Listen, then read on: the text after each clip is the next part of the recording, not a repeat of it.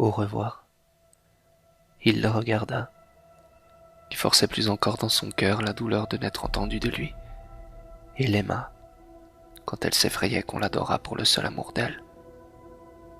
Ne voyait-il pas que tremblait quelque part dans son bleu regard, terrifié, une âme que l'existence jamais ne cessa de déchirer? Je sais, à n'en plus douter maintenant, que ce dut être cette beauté-là qu'il se résolut à n'abandonner jamais, et qu'il n'eût laissé mourir pour rien, étouffé par les choses imbéciles d'un quotidien insensé, levé autour d'elle.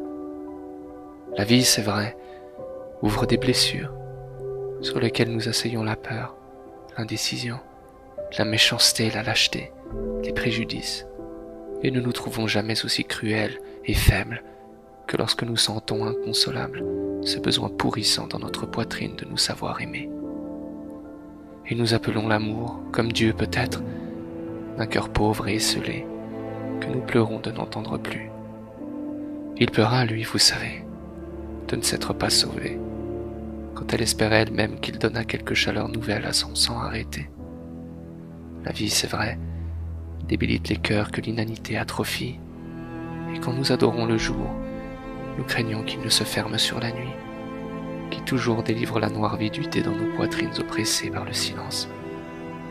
Et nous appelons Dieu, comme l'amour peut-être, d'un cœur vif et torturé, que nous souffrons de ne plus sentir. Il sentait, lui, que son existence, pleine de l'amour d'elle, s'effondrait, là, quand enfin il comprit qu'il lui faudrait partir. Partir, oui, loin, me dit-il, pour ne charrier que toujours cette fracture irréconciliable. Avons-nous seulement encore le cœur d'aimer?